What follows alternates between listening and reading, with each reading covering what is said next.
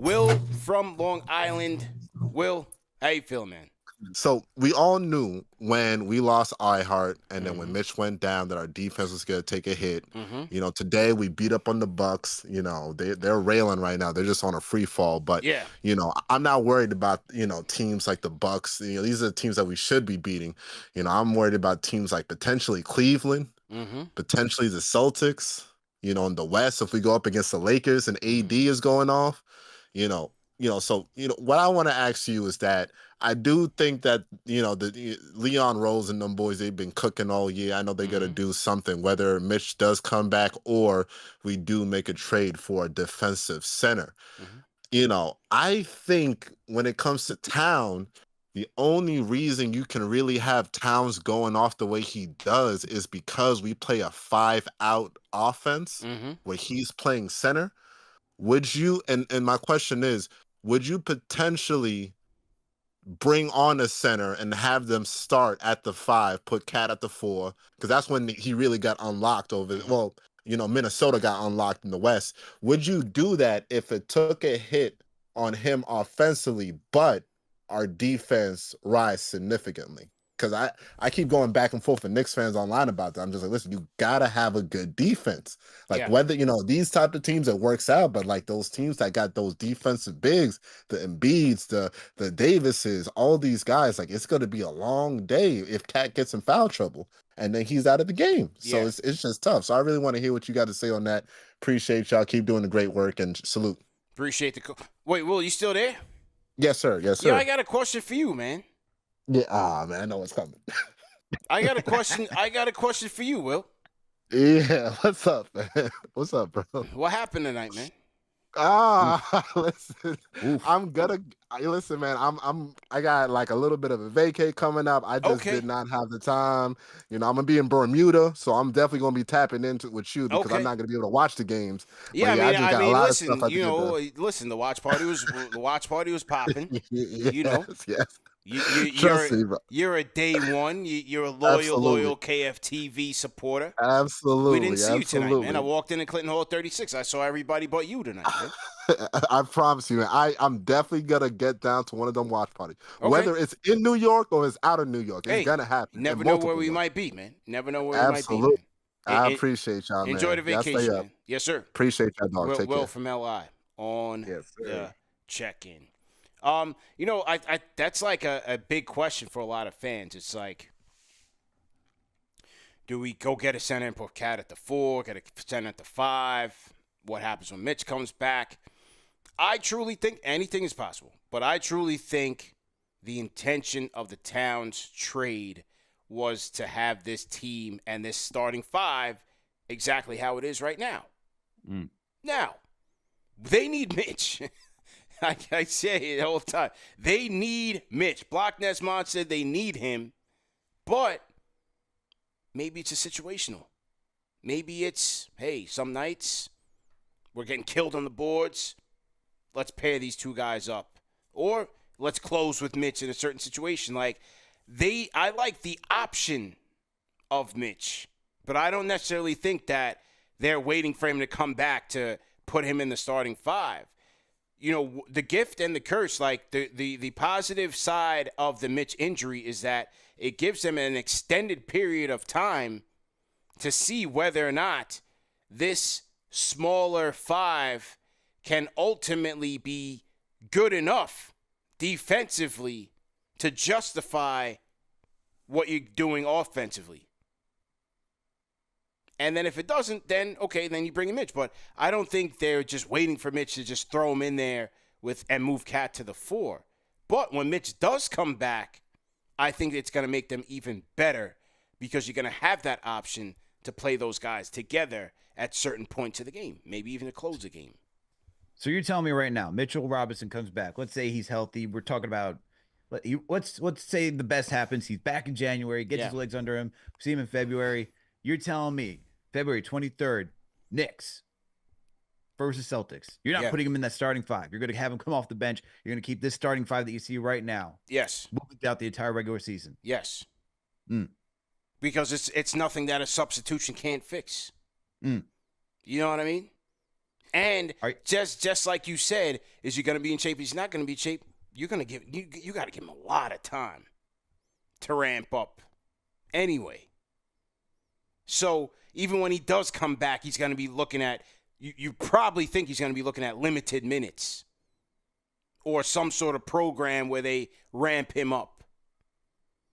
Because remember, when he came back from the foot surgery 2 years ago, he didn't look that great. He was out of shape. He was a little heavier. He was laboring a little bit. He almost needed a full half season plus an off season to get back right last year. That's why he looked so good last year until he got hurt again. Is there anybody in the East that would make you say, because look, I know we can talk about the West, but honestly, the West during the regular season is not as important as the East matchups because you're going to have to go through the East when it comes to playoff time. So I'm just going to ask you a few questions, and I know it's still early. Teams are still shaking things out. Look, you look at this. You look at the Eastern Conference standings right now. This is not what it potentially is going to be by the end of the season, but I'm going to just ask you some teams, seeing if you would want Mitchell Robinson in that starting five, okay? All right. Cleveland Cavaliers, who are now 10-0, by the way. They are 10-0. Because, look, they got the Twin Towers right there. You got Mobley, Jarrett Allen. Are you still going with the five that you got right now, or are you putting Mitchell Robinson in that starting five? He will help against those guys in certain minutes. We've seen it. He's proved it. Are you starting him or not, CP? This is a yes or no question. I don't think starting really matters. I don't think starting the game really matters. It's when you get him in the game. Against who and at what times. Doesn't necessarily have to start the game. Knicks could have easily won that game against Cleveland. They should have won that game against Cleveland. Without him. Should have, but they didn't. They didn't. They did not win. They didn't. So this is why I'm asking. I'm looking for a yes or no question. You're trying to give me nuance and everything. I'm just saying. I'm looking for a yes or no. I'm saying they could have used him in that loss. Yes. Stop ruining my game, CP. Just say yes or no. Okay. P McG, salute. Go ahead. I'm just gonna start choosing your answer for you. You're gonna just say no. All right. I figure what you're going with. Right. You're going no. So, all right. Celtics now. You putting Mitch back in that starting lineup? Absolutely not. No. Okay. They can't use him. They're gonna expose him. Indiana Pacers. No. Miami Heat. No. All right. Philly when they're healthy. Bam gets the best of him as well. Philly when they're healthy. Yes. Okay. Yeah. I even know where the Bucks are going to be. I don't know if the Bucks are going to make the playoffs the way they're playing. They're 2-7 right now. They're going to have Doc in Cancun. Orlando Magic. No, they don't need him against Magic. Okay. See, it's just so weird because the teams are supposed to be at the top. I don't even know if they're. But let's go Indiana Pacers. Okay. What about are you doing? You starting with Mitch or no? With Turner, with that stretch five, nah. Okay. Nah. Hornets. No. Okay. It doesn't matter who they have. They're still the Hornets. They stink. Did I ask you about the Magic already? Yes. Okay. Yeah. So I'm not going to go with the Pistons, Nets. I'm not going to ask you about the Raptors. I'm definitely not going to ask you about the Wizards. Yeah. I guess the last one just out of courtesy because I have no idea where this team's going to go. The Chicago Bulls. No. All right. There you go. We're not worried about them. So the way that it's looking up right now is that you just keep the starting five, and the only team that seems like that would give you that little maybe, is the Cavs. Yeah, that's it. And Sixers. Yes. So for the most part, it's all going to be based on matchups. Whether or not you want Mitchell Robinson in matchups. You give him the time to ramp up. You take a look at it. How does it look with him in Towns at that 4-5? I just feel like he's going to help us a lot, man, tremendously. But we don't have to lean on that.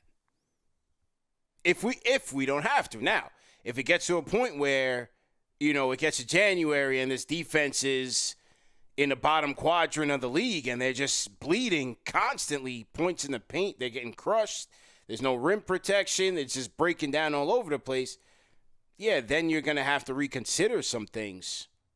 But even still, I just like the option of Mitch. It helps him ramp up. It helps him with limited minutes. It helps him going up against second units. It makes them that second unit stronger with McBride and maybe Kolick. Maybe Kolick, supplants campaign eventually later on in the season. Look good tonight. So I'm glad you brought a point. They need Mitch, man. I believe they need Mitch too. Yeah. I keep saying, I'm looking forward to the versatility when he gets back. And I just want to see for a stint. I want Tibbs to go crazy. Tibbs, I hope you're listening to me. Go crazy. Put Miles McBride, Josh Hart, OG Anunoby. Yeah. All right.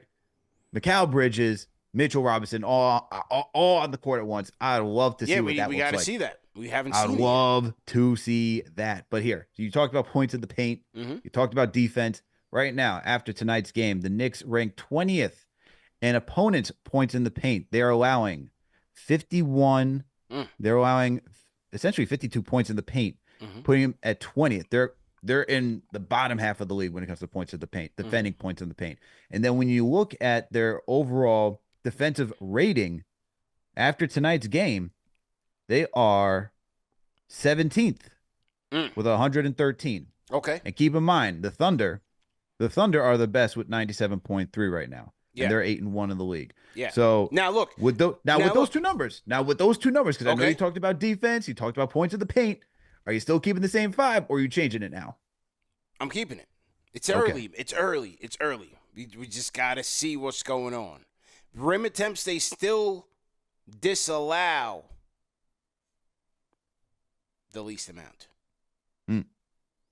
So, or they're up there in terms of least rim attempts, even though they have given up a lot of points in the paint as of late. You just got to see, man. We got to see, man, how this thing comes around. We just have to wait and see, let it play out. What if you took, because how many games in? We're 4-4, right? We're 8 games in? We're 8 games in. Okay, so what if you did, because you're on NBA.com? That's correct. So what's a defensive rating? You said where are they now? They're 17th after 8 games. So now tonight's games included. They have a defensive rating of 113.2 to be exact. Where are they at if you take that Celtics game out? Let's create that filter. Just hold on one second. Yeah. Can I put you on a brief hold? Sure. Salute to everybody in the chat once again. Hit that thumbs up button for you boys, man. CP and Alex on the ones and twos. Another edition of KFTV's Postgame Live. The number one show for the fans by the fans is activated. Knicks get back on track against the Milwaukee Bucks, man. We are going to break this thing down. We are breaking this thing down, and then we are going to take your calls. Go ahead, Al. CP doing the Lord's work. Look at this. Yeah. I'm gonna play the game with you now. What do you think the defensive rating is? 6th. Wow. Look at you. Right on the money. Come on, man. If you know the number now, I'll be even more impressed. Oh, what, the rating? No, I can't. Yes. I can't break it down for you that scientifically. What is it, like 106.7? Wow, you're pretty close, man. 108.9. Yo, listen, man. Listen, I'm telling you, it's all about the scotch, baby. It does something to the neurons in the brain. It just has you just whipping around like. That's it. Yeah, man. I'm sure it's only the scotch over there. I'm sure it's only the scotch. Family show.